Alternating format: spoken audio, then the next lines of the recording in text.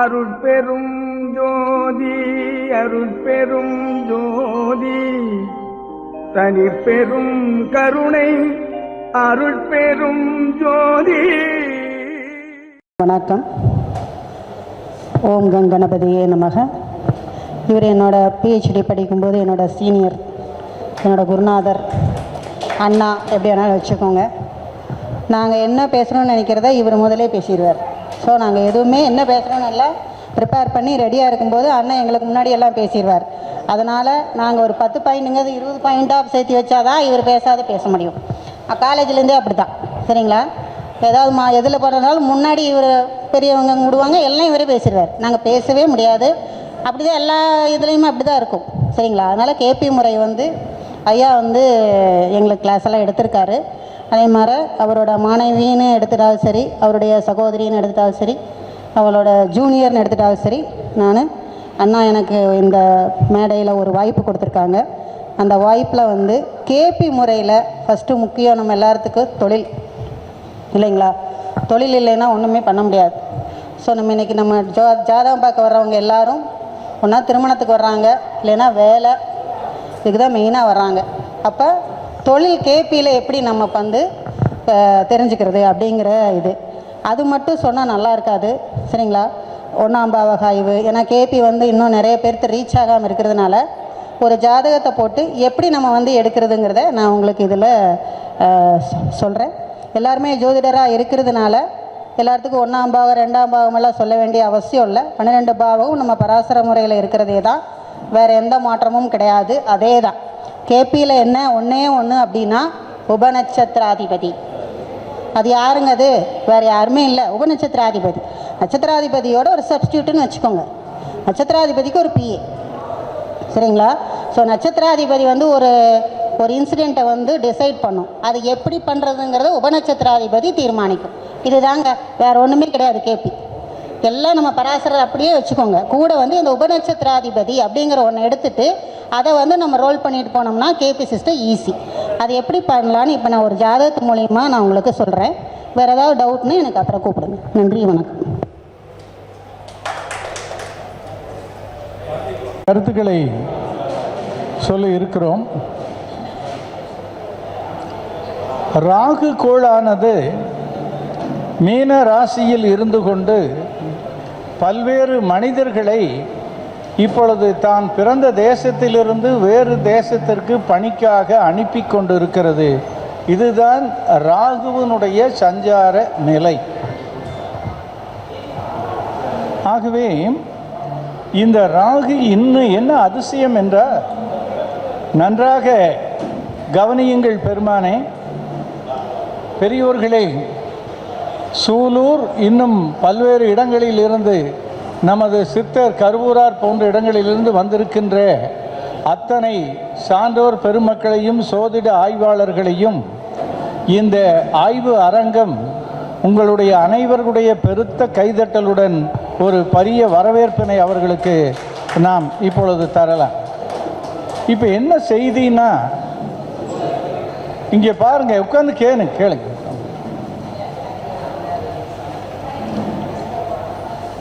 இப்போ ராகு சூரியனோட சேர்ந்திருக்கு, ராகு சந்திரனோட சேர்ந்திருக்கு, ராகு சுக்கிரனோட சேர்ந்திருக்கு, நேத்திலிருந்து ராகுவும் சனியும் சேர்ந்திருக்கு, ராகு புதனோடையும் சேர்ந்திருக்கு.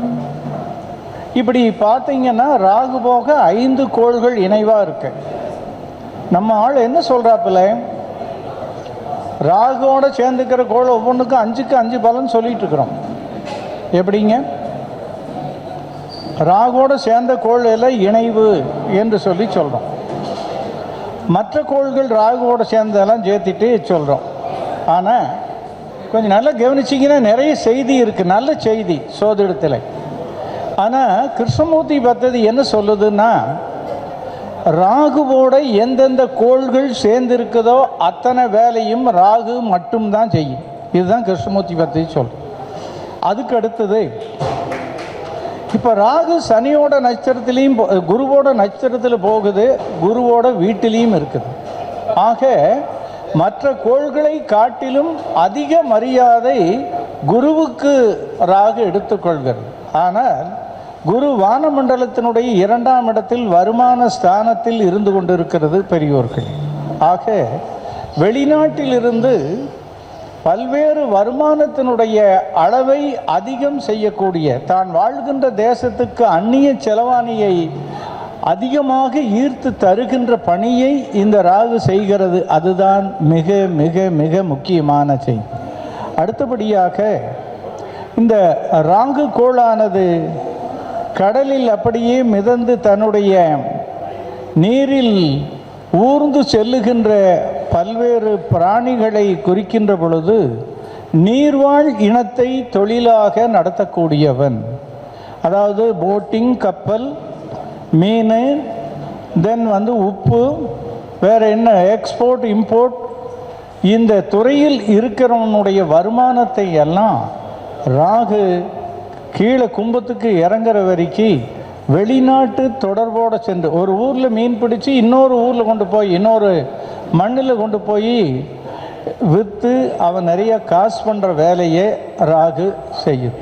அடுத்தது இந்த கம்ப்யூட்டர் என்ஜினியர்கள் ஒரு கம்பெனியிலிருந்து அடுத்த கம்பெனிக்கு அதிக வருமானத்தோட போய் சேர்றதுக்கும் இந்த ராகு உதவுது.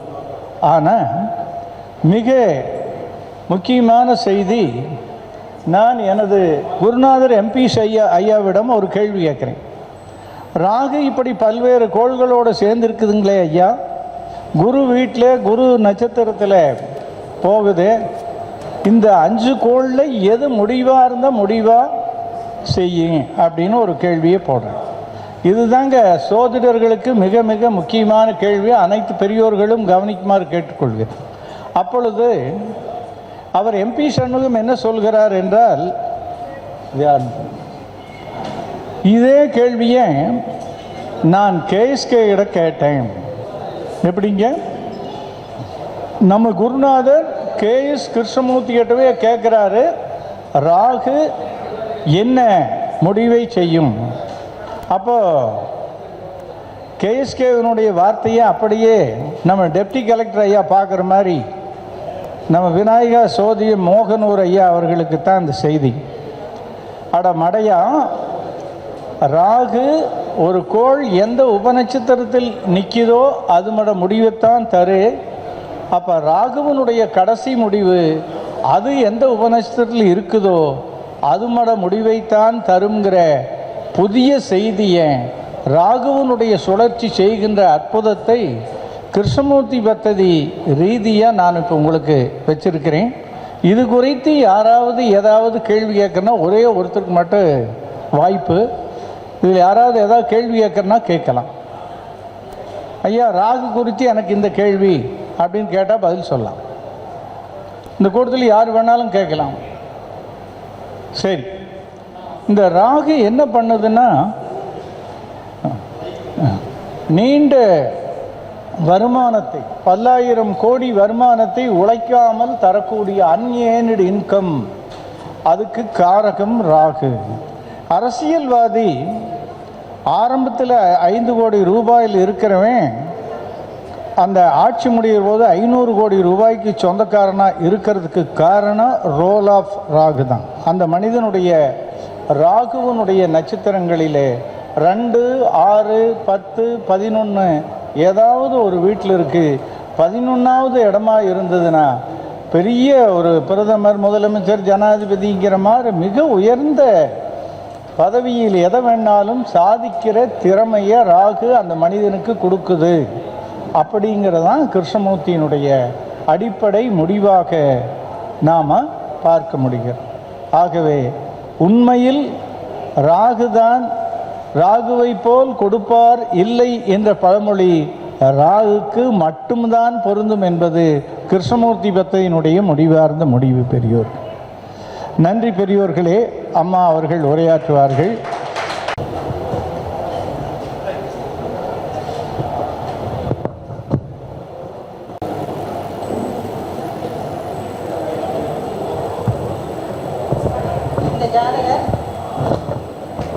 இந்த ஜாதகர் 8/6/78 பிறந்திருக்காரு. 2:35 நள்ளிரவு. சரிங்களா? உடுமலைப்பேட்டையில் பிறந்திருக்காரு. உங்களுக்கு தெரியுதுங்களா? இங்கே வந்துருங்க. 8/6/1978 பிறந்திருக்காருங்க. 2:35 நள்ளிரவு அதிகாலை, சரிங்களா, பிறந்திருக்காரு. உடுமலைப்பேட்டையில் பிறந்திருக்கார். சரி, இப்படி ஒரு ஜாதகம். கேபி முறை ஆண் ஜாதகம், சரிங்களா. இது ஒரு ஜாதகம். இது வந்து கேபி தெரிஞ்சிருந்தாலும் சரி, தெரியலைனாலும் சரி, சரிங்களா, என்னவாக இருந்தாலும் சரி, நான் அந்த உபநட்சத்திராதிபதி வந்து எப்படி எடுக்கிறது எல்லாமே சொல்லி தந்துடுறேன், சரிங்களா. இப்போ வந்து ஃபஸ்ட்டு எடுத்தோன்னே வந்து நம்மளுடைய பராசரன் முறையே தான் எல்லாமே பார்த்துக்கோங்க. லக்னாதிபதி எல்லாத்துக்கும் தெரியல. 1, 2 நிற்கிறது, 3 நிற்கிறது, எல்லாம் அதே பாவங்கள், எல்லாமே அதே தான். இதில் நம்ம அடிஷனலாக அப்ளைவே சொன்னேன், உபநட்சத்திராதிபதி 1 அப்படிங்கிறது. அதை தான் இங்கே எழுதியிருக்கோம், சரிங்களா. இதுதான் உபநட்சத்திராதிபதி.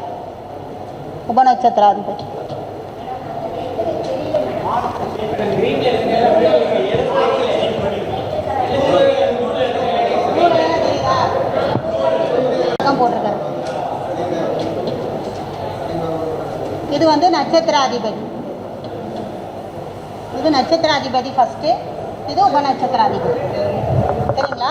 இது நீங்கள் பார்த்தீங்கனாலே உங்களுக்கு டிகிரியில் வச்சு நீங்கள் கண்டுபிடிச்சிடலாம். ஃபார் எக்ஸாம்பிள் தெரிஞ்சவங்களா இருந்துச்சு அப்படின்னா, இப்போ 1 பார்த்தீங்கன்னா 29.14 அந்த லக்னம் வந்து உதிச்சிருக்கு, சரிங்களா.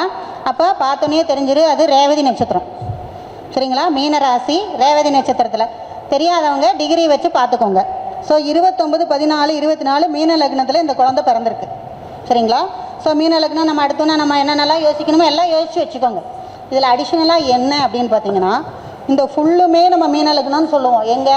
நம்மளுடைய பராசரர் முறையில் லக்னத்தில் கேது இருக்குன்னு சொல்லுவோம் இல்லையா? அப்படி தானே சொல்லுவோம், லக்னத்தில் கேது இருக்குன்னு சொல்லுவோம். இங்கே என்ன ஒரே ஒரு டிஃபெக்ட் என்னென்னா, இங்கே டிகிரி எதில் வந்திருக்கு? 29/14, அதாவது ரேவதி 4ஆம் பாதத்தில் யார் இருந்திருக்கா? லக்னம் பிறந்திருக்கு. ஆனால் கேது எங்கே போயிட்டுருக்காரு சொல்லுங்கள்? 8.39 பூரட்டாதியா? நல்லா சொல்லுங்கள். தப்பாக சொல்லக்கூடாது. உத்திரட்டாதி சனி சாரத்தில் போகிறார், சரிங்களா. ஸோ உத்திரட்டாதியில் இவர் போகிறார். இவர் 8 டிகிரியில் போகிறாரு. ஆனால் 8 டிகிரி இவர் போனி கொஞ்சம் தள்ளி போய் யார் பிறந்துட்டா? குழந்தை பிறந்துருச்சு. அப்போ கேது எங்கே வந்துடுவார்? 12 வந்துடுவார்.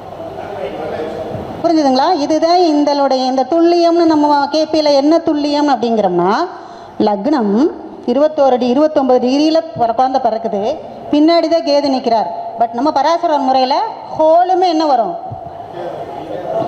அதில் நம்ம பாவம் எடுத்து பேசுவோம், 15 டிகிரி நகர்த்தி வச்சு அதுலேயும் துல்லியமாக பார்க்குறோம். இருந்தாலும் இது அதை விட துல்லிய முறையில் நம்ம வந்து ஜட்ஜ் பண்ண முடியும்.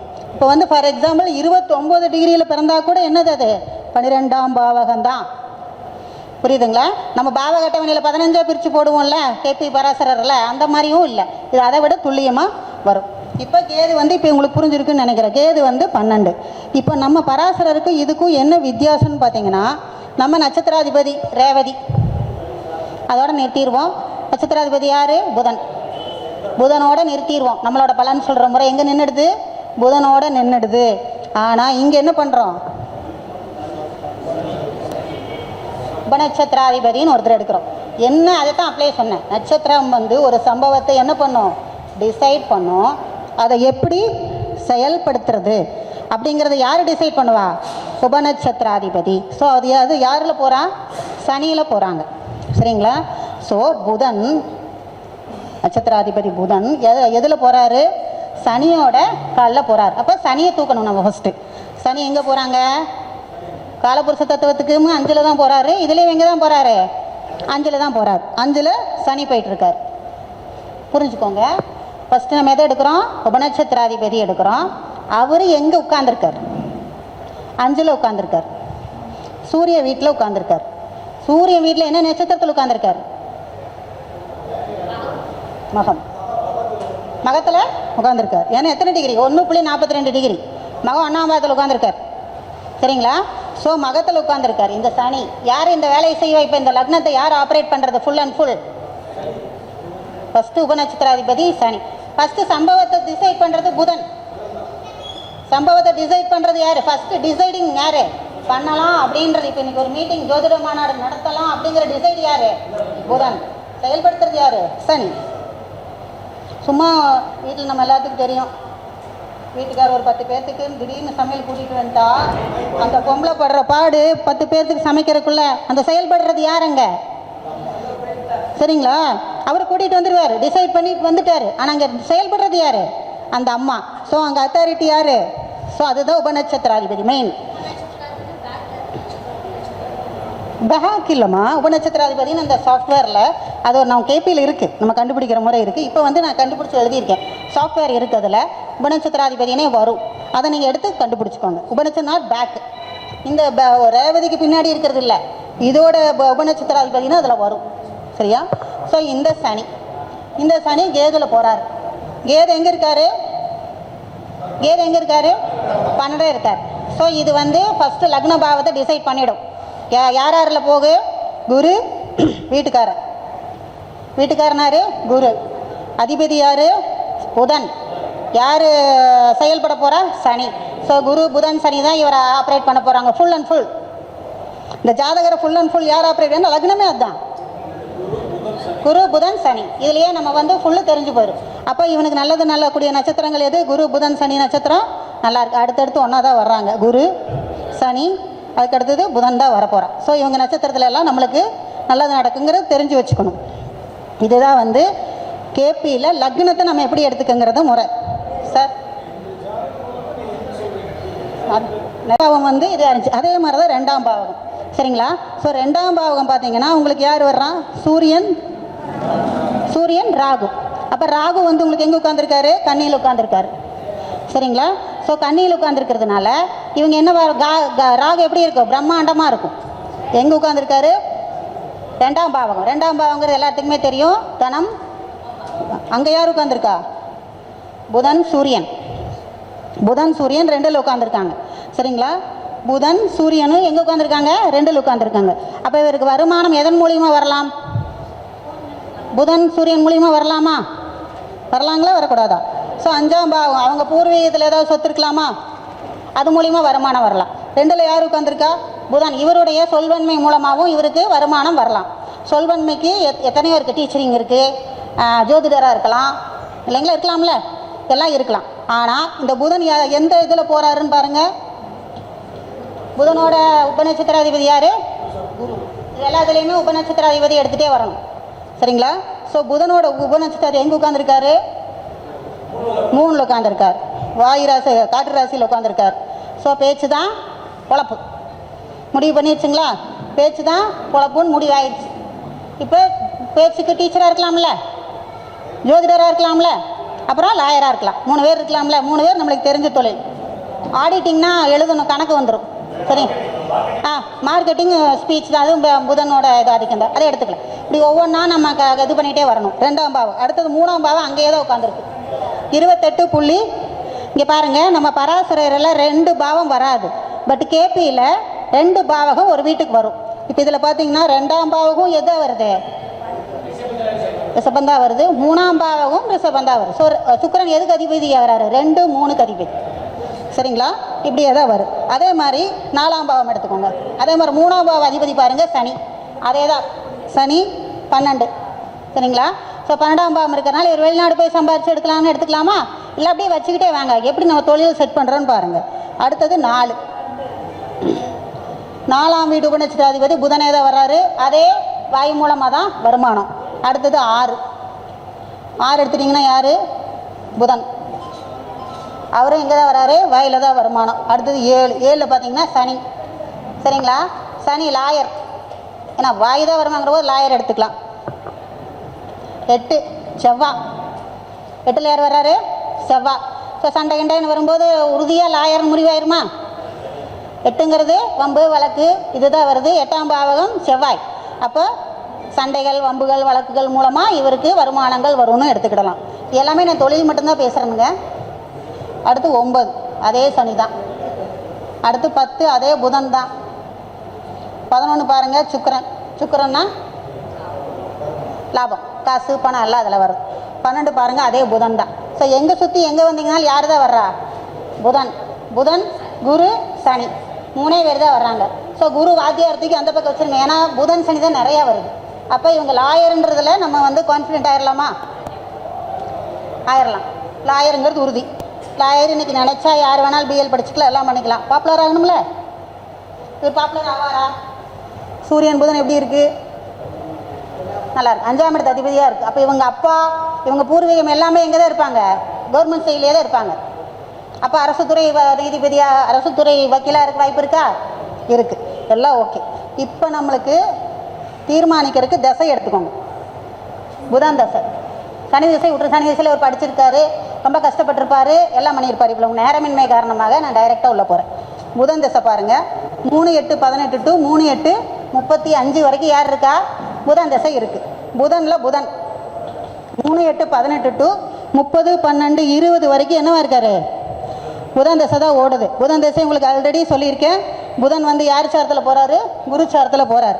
குரு 1/10க்குரியவன். குரு 1/10க்குரியவன் எங்கேருந்து தசை நடத்துகிறான்? 3ல் நின்று தசை நடத்துகிறான். அவர் எதில் போகிறாரு சொல்லுங்க? குரு எதில் போகிறாரு? குரு எதில் போகிறாரு? நல்லா பாருங்க. 17 டிகிரி சாமி. சார் உங்களை கேட்கல, இவங்களை கேட்குறேன் சார். திருவாதிரையில் போகிறார். ராகு எங்கே உட்காந்துருக்காரு? கன்னியில் உட்காந்துருக்காரு. கன்னியில் 6ல் உட்காந்துருக்காரு. கண்ணீர்லாம் 6ல் உட்காந்துருக்காரு. ஸோ போட்டி போட்டு தான் இந்த என்ன பண்ணுவார்? இதில் போட்டி போட்டு இவர் வந்து ஹைகோர்ட் லாயர் ஆயிடுறார். ஹைகோர்ட் ஃபாரின் நோடிப்பான ஒருத்தன் கேஸ் எடுத்து, நான் சொல்ல விரும்பலை, எடுத்து அவர் என்ன ஆயிடுறாரு? ஜட்ஜ் ஆயிடுறாரு. எதில்? கேதில். சரிங்களா? சுக்கிரனில் அந்த அப்படியே இதாகுது. இப்போ சூரியனில் இப்போ 2/9/25 முடி என்ன இருக்குது? அநேகமாக இந்த சமயத்தில் இந்த அரசியல் கேஸ் எல்லாம் கூட எடுத்து இவர் இன்னுமே வந்து சிறந்த நீதிபதி ஆவதற்கு வாய்ப்புகள் அதிகம். ஸோ ஒரே ஒரு 12 பாவகம் தான். இதில் நம்ம வந்து ஒரு தொழிலை எப்படி டிசைட் பண்ணுறது அப்படிங்கிறதுக்கு யார் சப்போர்ட் பண்ணுவா? உபநட்சத்திராதிபதி அப்படிங்கிற ஒருத்தர் சப்போர்ட் பண்ணுவார். நீங்கள் வந்து அவர் ஒன்றில் போவார், அவர் ஒன்றில் போவார், அப்படியே போயிட்டு இருக்கக்கூடாது. நம்மளுக்கு தேவை எந்த டிகிரி, அந்த டிகிரியோட நட்சத்திராதிபதி, உபநட்சத்திராதிபதி. நட்சத்திராதிபதி யார் டிசைட் பண்ணுறார், உபநட்சத்திராதிபதி செயல்படுத்துகிறார். இங்கே யார் செயல்படுத்துகிறா? குரு சனி தான் செயல்படுத்துகிறானுங்க. ஏன்னா இங்கே தான் உட்காந்துருக்காங்க. சரிங்களா? ஸோ குரு வீடு, டீச்சர் தான் குரு. ஏன் அதை நம்ம ஒதுக்கி வச்சோம்? நிறைய சனியில் தான் வருது. ஒரு ஜட்ஜ்மெண்ட், ஒரு நீதிபதி ஆகணும்னா யார் வேணும்? சனி பகவான் எல்லாம் நீதிபதி ஆக முடியாது. ஸோ குரு சனி சேர்ந்தால் அருமையான நீதிபதி ஆவார். சரிங்களா? ஸோ இவர் ஒரு தலை சிறந்த நீதிபதி அப்படின்னு நம்ம ஒத்துக்கலாமா? ஸோ ஒரு கேபி முறையில் எவ்வளோ எளிமையாக நம்ம வந்து ஒரு தொழிலை வந்து நம்ம டிசைட் பண்ண முடியுங்கிறத இதன் மூலிமா, கேபிங்கிற உயர்ந்த சிஸ்டம் மூலிமா நம்ம ஈஸியாக ஜட்ஜ் பண்ண முடியும். சரிங்களா? இதை நம்ம ஐயா வந்து மூலிமா நம்ம தெரிஞ்சுக்கிட்டோம். இனி அதாவது கேபி முறையில் எல்லாம் படிக்கணும்னா ஐயா கிட்ட ஸ்டூடெண்டாகி படிச்சுக்கோங்க. அனைவருக்கும் நன்றி. வாய்ப்புக்கு நன்றி கொடுத்த அனைவருக்கும் நன்றி கூறி விடைபெறுகிறேன். நன்றி, வணக்கம். சிறந்த சாதகத்தை நமக்கு முன்பு கிருஷ்ணமூர்த்தி பத்ததியிலே வைத்திருக்கிறார்கள். அடிப்படையிலே பார்த்தீர்களானால் லக்னாதிபதியும் 10 குடையவனும் குரு.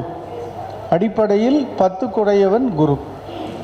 4ம் 7க்குரிய புதன், 4 7க்குரிய புதன் இந்த ஜாதகத்திற்கு 6வது உபநட்சத்திரமாகவும் 10வது உபநட்சத்திரமாகவும் வருகிறது. இந்த புதன் கோள் இந்த மனிதன் பிறக்கின்ற பொழுது வாக்கை பயன்படுத்தி துல்லிய அறிவு கொண்டு பல அற்புதங்களை நிகழ்த்தக்கூடிய இந்த லக்னத்துக்கு 2ஆம் பாவக மேஷம். ஆனால் இங்கே பாருங்க, வானமண்டலத்தினுடைய வாக்கு ஸ்தானத்தில் ரிஷப ராசியில் போய் புதன் இருக்குது. அப்புறம் வாக்கு வந்து மதி நுட்பத்துக்கு வந்து இந்த புதன் தான் அதிபதி. அந்த மதி நுட்பத்தின் மூலமாக சந்திரன் 5 குடைய சந்திரனுங்கிறத மேடம் சொன்னாங்க பாருங்க. அப்பையன் அன்மா முன்னால் இருக்கக்கூடியவங்க இவங்க செஞ்ச புண்ணியத்தினுடைய விளைவாக புதன் சந்திரன் போய் அந்த சந்திரன் மிதுன ராசியில் இருக்குது. மிதுனத்துக்கு என்ன பொருள்னா அறிவினுடைய அளவுன்னு கைஸ்கே எழுதுறார். உனக்கு எவ்வளவு அறிவு இருக்குதுங்கிறது உன்னுடைய ஜாதகத்தில் மிதுனத்தில் எந்த கோள் இருக்குதோ அதை முடிவு பண்ணுங்கிறார். இதெல்லாம் எக்ஸ்ட்ராடினரி பாயிண்ட். இந்தியன் அஸ்ட்ராலஜியில் அவ்வளோ சுலமாக தேட முடியாது. இறுதியாக என்ன சொல்கிறாங்கன்னா, இந்த புதன் என்னதான் ஏன் வேலைக்கு போகும்? 5ஆம் இடம்னா இவர் கோயில் கமிஷனராக இருப்பாரா, அல்லது குழந்தைகள் துறையில் நிபுணராக இருப்பாரா? இப்படியெல்லாம் பண்ணும்போது நமக்கு முடிவு கொஞ்ச நேரத்துக்கு முன்னே தான் நான் சொன்னேன். ஒரு கோள் என்ன முடிவு செய்யுங்கிறது, கோள் நின்ற உபநட்சத்திரத்துக்கு போ, அந்த உபநட்சத்திர 1-10 குருக்கோள் வந்து ராகுவனுடைய மறுபடியும் அறிவனுடைய உச்சமான இடத்துல போய் அம்மா சொன்னாங்களே பிரம்மாண்டம்னு நீண்ட நெடிய வருமானத்தை பெற்று உயர்ந்த மரியாதையை பெற்று புகழ் அறிவின் மூலமாக புகழை பெறக்கூடிய நீதிபதியாக இருக்கிறார் என்பது மிக மிக இவருடைய கண்டுபிடிப்புக்கு பலத்த கைதட்டல்களை கொடுத்து நாம் வாழ்த்து தெரிவிக்கலாம். அடுத்தது நம்ம சிவராஜ் வாங்க. இந்த சிவராஜ் ஒரு அபூர்வமான மனிதருங்க. நம்ம என்னுடைய ஊரில் கோயம்புத்தூரில் LMW அரசூரில் பணியாற்றக்கூடியவர். இவர் நீலகிரி படுகர் சமுதாயத்தை சேர்ந்தவர். படுகர் சமுதாயத்தில் சோதிடம்ங்கிறது நீண்ட நெடிய வரலாற்றில் இல்லை. யாரும் அங்கே ஜோசியம் பார்க்க மாட்டாங்க. ஒரு மலையிலிருந்து இன்னொரு அட்டிக்கு சொந்தக்காரன்னா கல்யாணம் பண்ணிடுவாங்க, பெரியவங்கெல்லாம் இருப்பாங்க. இன்றைக்கும் அப்படித்தான் நடக்குது. இப்போ என்ன கொஞ்ச காலமாக என்ன மாறுதல் அந்த சமூகத்தில் வருதுன்னா, கம்ப்யூட்டர் சயின்ஸ் எல்லாம் படிச்சுட்டு இந்த விஞ்ஞான பூர்வமான சோதிடத்தை அவங்க பார்க்க ஆரம்பிக்கிறாங்க. இவர் எப்படின்னா தன்னுடைய வீட்லேயே சிவன் கோயிலிருந்து பாரம்பரியமாக ஊருக்கு சிவன் பூஜை செஞ்சிட்டு இருந்தவர்கள் தான் இவர் பேர் சிவராஜன் வச்சு இவர் பல ஆண்டுகள் சிவ பூஜை செஞ்சார்.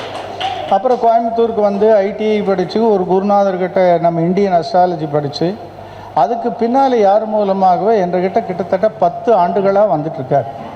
10 ஆண்டுகள்னால் வந்து ப்ராம்ப்ட்னஸ்ங்கிறது 0. காலையில் ஃபோன் பண்ணுவார், ஐயா எனக்கு லே ஆஃப் இன்னைக்கு வீட்டில் இருக்கிறீங்களான்னு. ஏயா நான் ஏதோ வேலைக்கு போகணும், என்னையா பிரச்சனை, நான் வந்து உங்கள்கிட்ட 1 மணி நேரம் ஜோதிடத்தை கேட்டுக்கிறேன், சரி வாயான்னு சொல்லி அந்த கிடைக்கிற ஓய்வு நேரத்தில் படித்து இப்போ இவர் சொன்ன வார்த்தையே உங்களுக்கெல்லாம் சொல்கிறதுக்காக தான் நான் இப்போ இவர் முதல்ல படுகர் சமுதாயத்தில் சோதிடம் செல்லும் பொழுது ஏனோ தானோன்னு கேட்டுட்டு இருந்திருக்கிறாங்க. 2வது KP படித்த பிறகு அதே குடும்பங்களுக்கெல்லாம் போய் திருப்பி ஜாதகம் சொன்னபோது அனைத்து மக்களும் இவர் காலில் விழுந்திருக்காங்க. அதை கேள்வி இதுதான் கிருஷ்ணமூர்த்தியினுடைய சப்லாடுக்கும் ஸ்டார்லாடுக்கும் கிடைத்த மரியாதை.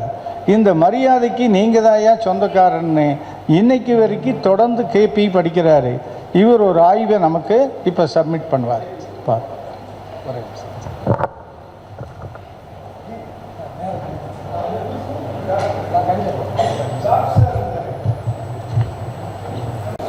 அம்மையார் அவர்களுக்கு நாட்காட்டியினை வழங்க திரு கணேசன் ஐயா அவர்களை அன்போடு அழைக்கின்றோம். கணேசன் ஐயா அவர்கள் அம்மையார் அவர்களுக்கு நாட்காட்டி வழங்கி சிறப்பிக்கிறார். அம்மையார் அவர்களுக்கு புத்தகம் வழங்க முனைவர் ஈஸ்வரன் ஐயா அவர்களை அன்போடு அழைக்கின்றோம்.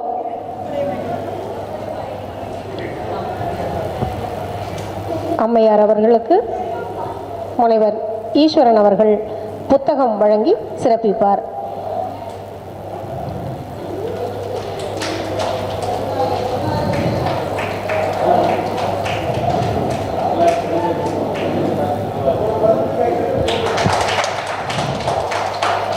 ஈன்ற பொழுதிற் பெரிதுவக்கும் தன் மகனை சான்றோன் என கேட்ட வானதி அம்மா அவர்களும்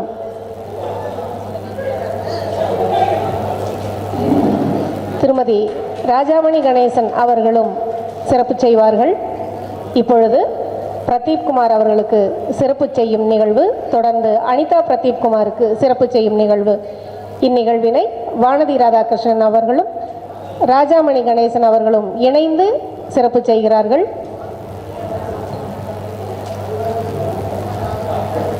இருவருக்கும் அன்பு பரிசாக நாட்காட்டி வழங்கப்படுகிறது. நாட்காட்டி காட்டும் நாளெல்லாம் நல்லதாகவே இவர்களுக்கு இருக்கட்டும் என நாமும் வாழ்த்துவோம்.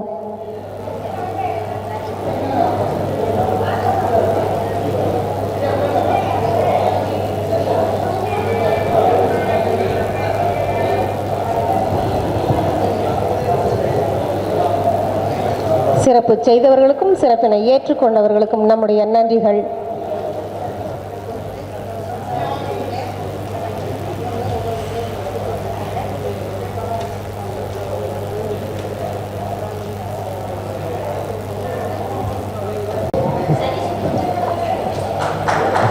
சிவலிங்கம் ஐயா அவர்கள் பிரதீப் குமார் மற்றும் அனிதா பிரதீப் குமார் அவர்களினுடைய மழலைக்கு சிறப்பு செய்கிறார். விளையும் பயிர் முளையிலேயே தெரியும் என்பதற்கு இணங்க ஓடி ஆடி களைத்து இன்று வேலை செய்து கொண்டிருக்கக்கூடிய மழலைக்கு சிறப்பு செய்யப்பட்டது.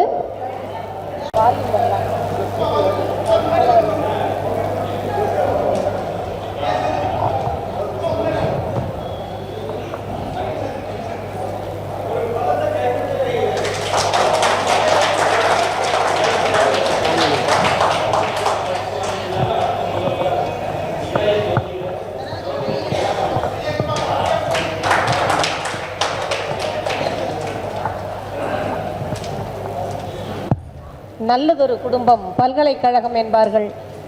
நல்லதொரு குடும்பம். எனக்கு காலை வணக்கம். மதிப்பிற்குரிய ஐயா ராதாகிருஷ்ண ஐயா ஜோதிட ஆராய்ச்சி மையத்திற்கு இந்த 3ஆம் ஆண்டு விழாவிற்கு வருகை தந்த உங்கள் அனைவருக்கும் வருக என வரவேற்று என் முதற்க நன்றியும் நான் உங்கள்கிட்ட சொல்லிக்கிறேங்க. நான் இப்போ கிட்டத்தட்ட பார்த்தீங்கன்னா நான் முதல்ல பாரம்பரிய மொழியில் ஜாதகம் பார்த்துட்டு இருந்தேன். நான் கிட்டத்தட்ட ஒரு 5000 ஜாதகத்துக்கு மேலே எங்கள் ஊரில் அந்த பழக்கம் இல்லாத ஊரில் நம்ம இந்த ஊரில் 20 வருஷம் வாழ்ந்தங்காட்டிக்கு இந்த ஜாதகத்தினுடைய பயன்பாடை வந்து எல்லோரும் தெரிஞ்சு அவங்கவுங்க வாழ்க்கைக்கு அது ஒரு உறுதுணையாக இருக்கட்டும்ன்ற ஒரு நோக்கத்தில் நான் வந்து பல்வேறு கிராமத்துக்கெல்லாம் போயிங்க ஒரு 5000 ஜாதகம் வரைக்கும் நான் எழுதிக்கிறேன். 2000லேருந்து ஆரம்பித்து எழுதிக்கிறேன். வெகு காலம் பார்த்திங்கன்னா நான் ஜாதக பலனும் என்னால் எவ்வளவு சொல்ல முடியுமோ அவ்வளவு நான் சொல்லி அவங்களுக்கு அந்த பழக்கத்தை உண்டாக்கிக்கிறேன். இது என்ன ஒரு நிகழ்வாக இருந்தாலும் ஒரு குடும்பத்தில் ஒரு நல்ல நிகழ்வு எதுவாக இருந்தாலும் நீங்கள் நம்ம வாழ்க்கைக்கு இந்துக்களுக்கு ஒரு வழிகாட்டியாக இருக்கிற ஒரே இது பார்த்திங்கன்னா ஆதாரம் இந்த ஜாதகம் மட்டும்தான். அதனால் எதுவாக இருந்தாலும் நாம் இதை பார்த்து செய்கிறது வந்து நம்ம வருங்கால ஒரு துன்பத்திலிருந்து தவிர்க்கிறதோ நாம் வந்து அதிலிருந்து எளிமையாக எப்படி கடைபிடித்து பயணம் செய்யணுன்றதுக்காண்டி தான் அந்த ஏக்கத்தில் நான் ரொம்ப ஒரு ஆர்வத்தோடு செஞ்சுருந்தேனுங்க. அப்போ கொஞ்ச காலம் ஆக ஆக நான் ஜாதகம் பார்த்து எழுதி கொடுத்தவங்க எல்லாம் யாருமே என்கிட்ட ஜாதகம் பார்க்க திரும்ப வரலை. அப்புறம் சரி நானும் இது என்னமோ நமக்கு பழக்கம் இல்லாத ஊரில் செஞ்சங்காட்டிக்கு தான் இதனுடைய அருமை வந்து யாருக்குமே தெரியலையாட்டிருக்குங்க ஏன் சொல்லி விட்டுட்டு அப்புறம் இப்போ 10 வருஷமாக காலமாக வந்து எனக்கு குருநாதர் ராதாகிருஷ்ண ஐயா கிட்ட என்னுடைய நிறைய அந்த சந்தேகங்கள் எல்லாமே கூறி இந்த மாதிரி சொல்லும்போது நான் ராதாகிருஷ்ண ஐயா கிட்டே 10 வருஷ காலமாக நான் இந்த கேபி படிச்சிருந்து இந்த கேபி படித்ததுக்கு அப்புறம் நான் ஃபஸ்ட்டில் எப்படி 20 கிராமத்துக்கு நான் ஜாதகம் எழுதினேனோ அதே ஊருக்கு நான் இப்போ திரும்ப ஜாதகம் பார்த்து அவங்களுக்கு குழந்தைகள் கூட இப்போ முக்கியமாக 3 விஷயம் தாங்க நாங்கள் அந்த கிராமத்தில் எடுத்துக்கிறேன். எல்லோருமே படித்தவங்க பார்த்தீங்கன்னா அவங்க ஜாதகத்தில் இருக்கிற துறை வேறு அவங்க படிக்கிற துறை வேறாக இருக்கும்போது அதனுடைய இது பார்த்தீங்கன்னா முடிவு வந்து படிப்பினுடைய சக்ஸஸ் வந்து ரொம்ப கம்மியாக இருக்குது. அதனால் நீங்கள் எல்லோருமே 10th முடிச்சு 11th சப்ஜெக்ட் எடுக்கும்போது அந்த ஜாதகத்துக்கு உரிய தொழிலை அதுக்கு தொடர்புள்ள துறையை நீங்கள் எடுத்தால் நல்லா இருக்கும்னு சொல்கிறதுக்காண்டி தான் நிறைய இதை நான் செஞ்சுக்கிறேங்க. காலதாமதமான கட்டிக்கு நான் இப்போ பலன் சொல்ல உங்களுக்கு ஆரம்பிக்கிறேன். இந்த ஜாதக பலனை எனக்கு 10 ஆண்டு காலமாக ரொம்ப சிரமத்தில் வந்து அவர் ரொம்ப பிஸியாக இருந்தாலும் அந்த நேரத்தை எனக்கு சொல்லிக் கொடுத்த என் குருநாதர் ராதாகிருஷ்ண ஐயாவுக்கு நான் இதை காணிக்கையாக ஆக்கிறேன். முதல்ல பார்த்தீங்கன்னா இந்த ஜாதகம் இந்த லக்னம் வந்து பார்த்தீங்கன்னா மேச லக்னம். இந்த சரி இந்த 1ஆம் பாவ உபநட்சத்திராதிபதி பார்த்தீங்கன்னா சந்திரன் நின்றது பார்த்தீங்கன்னா 6ஆம் இடம் சூரியனுடைய நட்சத்திரம். பர்டிகுலராக சொல்லணும் நான் 6, 8 பாமே நல்லா இருந்தாலும் ஆரோக்கியத்துக்கு மேலே ரொம்ப ஒரு கவனமாக இருக்கணுன்றதுக்காண்டி ஆரோக்கியம் சம்மந்தப்பட்டது 6, 8, 12 மனிதனுடைய வாழ்க்கையில் வந்து எப்படி வந்து எல்லாம் இயங்குதுன்றதை நான் இந்த ஜாதகத்தின் மூலமாக சொல்லிக்கிறேங்க. இப்போ இந்த 6ஆம் பாவ உபநட்சத்திராதிபதி பார்த்தீங்கன்னா இதில் செவ்வாயாக வராரு. செவ்வாய் நின்றது வந்து பார்த்தீங்கன்னா அதுவும் செவ்வாய். அப்போ பொதுவாகவே ஒரு ஜாதகத்துக்கு பார்த்தீங்கன்னா 1, 8 செவ்வாய் வந்து ஆப்ரேட் ஆனாலே அது ரொம்ப ஒரு சிக்கலான ஒரு ஜாதகம்னு நம்ம சொல்லிக்கலாம், சிக்கலான காலம்னு நம்ம சொல்லிக்கலாம். அப்போ இந்த ஜாதகத்தில் பார்த்தீங்கன்னா செவ்வாய் வந்து லக்னாதிபதி 1ஆம் பாவகத்துக்கும் இண்டிகேட் ஆகிறாரு, 8ஆம் பாவகத்துக்கும் இண்டிகேட் ஆகிறாரு. அவர் நின்ற இடம் பார்த்தீங்கன்னா 11ஆம் இடம். அந்த 11ஆம் இடத்துல நிற்கிறது யாருடைய சாரத்தில் நிற்கிறேன்னா சனீஸ்வரனுடைய சாரத்தில் நிற்கிறார். அப்போ சனியும் செவ்வாயும் சேர்ந்தாலே நரம்பியல் தொந்தரவு வருங்க. அப்போ இந்த செவ்வாய் சனி சேர்ந்தாலே நரம்பியல் தொந்தரவு இந்த ஜாதகத்துக்கு இருக்கிறதுக்கு அதிகமாக வாய்ப்பு இருக்குது. அப்போ இந்த செவ்வாய் சனியினுடைய பார்த்தீங்கன்னா சனி வந்து பார்த்தீங்கன்னா 10ஆம் இடமும் 11ஆம் பாவத்தையும் ஆப்ரேட் பண்ணுது. ஆனால் ஒரு வகையில் வந்து லாபமும் நல்லா இருக்கும், போட்டியும் நல்லா இருக்கும், நல்ல அந்தஸ்தும் இருக்கும், நல்ல கௌரவமும் இருக்கும். ஆனாலும் இந்த சனி செவ்வாய் சேர்க்கை இதில் வந்து ரொம்ப கொஞ்சம் நரம்பியல் துறையில் ரொம்ப எச்சரிக்கையாக இருக்கணும். அடுத்தது வந்து பார்த்தீங்கன்னா இதில் 8ஆம் இடம்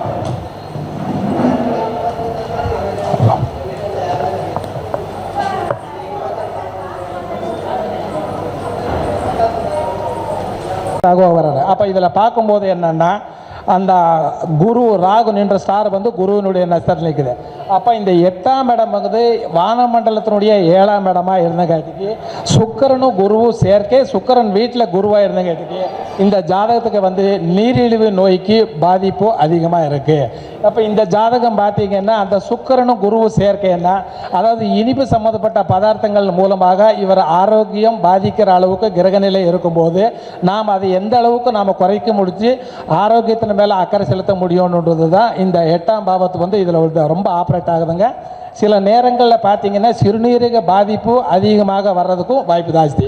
அப்போ செவ்வாய் வந்து பார்த்தீங்கன்னா வானமண்டலத்திலேயே 8ஆம் இடம் போது பிளேஸ் ஆஃப் பிரகனின்னு சொல்கிறோம்.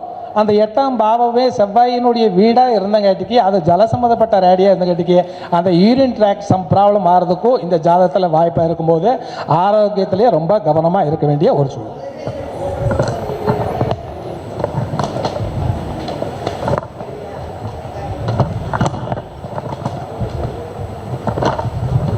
வந்து பார்த்தீங்கன்னா 12ஆம் பாவ உபநட்சராதி வந்து கேது ஆகிறாரு. அந்த கேது வந்து நின்ற இடம் பார்த்தீங்கன்னா அவருடைய இது பார்க்கும்போது அது வந்து 12ஆம் பாவம் இண்டிகேட் ஆகுது.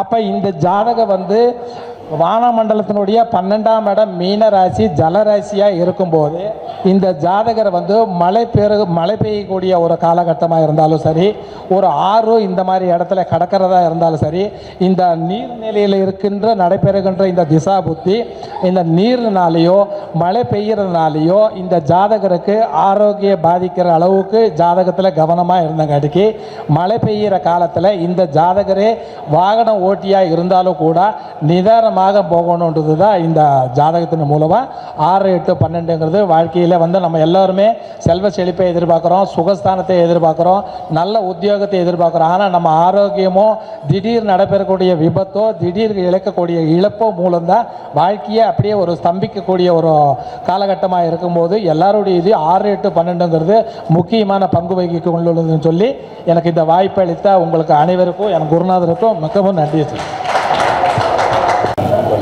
திரு சண்முகம் ஐயா அவர்கள் திரு சிவராஜ் அவர்களுக்கு பொன்னாடை அணிவித்து சிறப்பு செய்கிறார்கள்.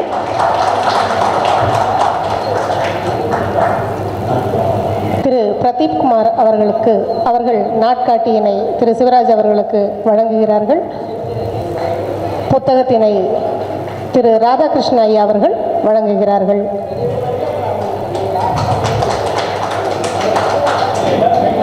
வாழ்த்துக்கள். பெரியோர்களே,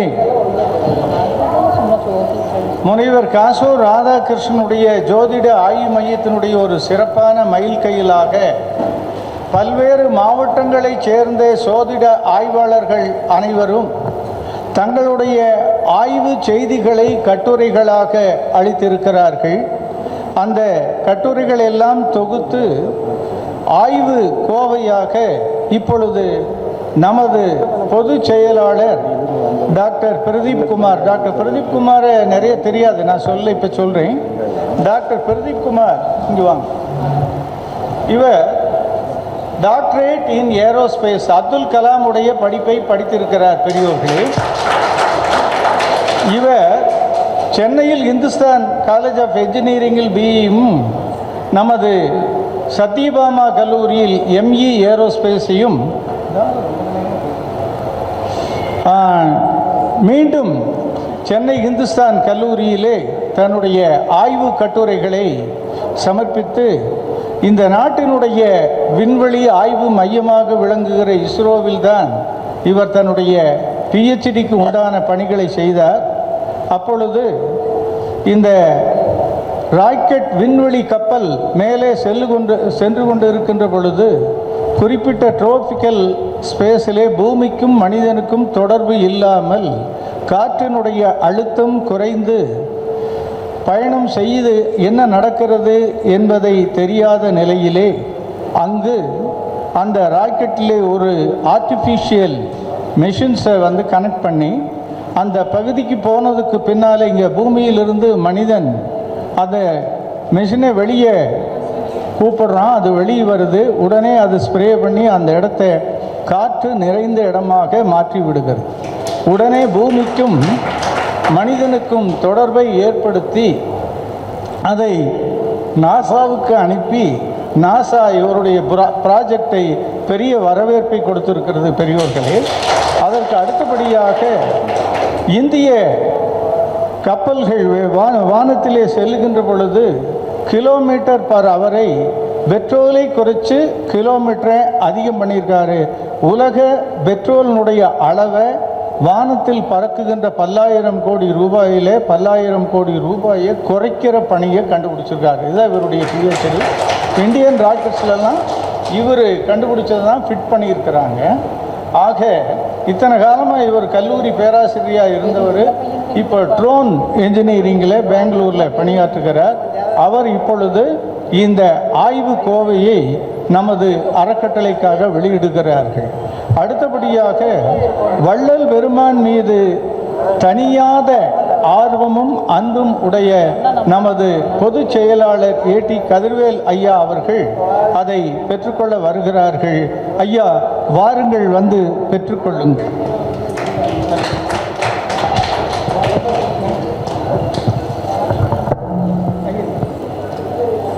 கோர்த்தெடுத்த எழுத்துக்களால் சோதிடத்தின் சான்றோரெல்லாம் சேர்த்து இங்கே மலராக நேர்த்தியான நல் மலராகி நம் கைகளில் இங்கே தவழ்கிறது இந்த ஆண்டு மாநில மாநாட்டு மலர்.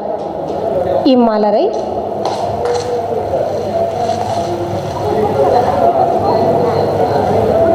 திரு பிரதீப் குமார் வெளியிட திரு ஏடி கதிர்வேலு அவர்கள் பெற்றுக்கொள்கிறார்கள்.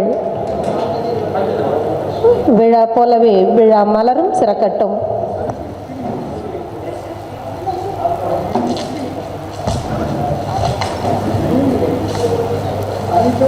வெளியீடு அழகாக நிறைவுற்றது. கைகளிலே தவழும் மலரோடு நம்முடைய ஆன்றோர் பெருமக்கள் நன்றிகள்.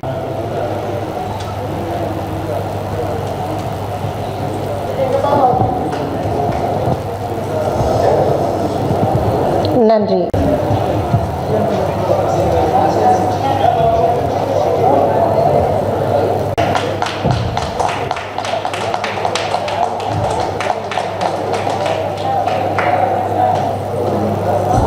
நூலை தாங்கி நிற்கிறது மற்றொரு குழு மக்கள். இப்பொழுது நூலோடு மேடையை அலங்கரித்துக் கொண்டிருக்கின்றனர்.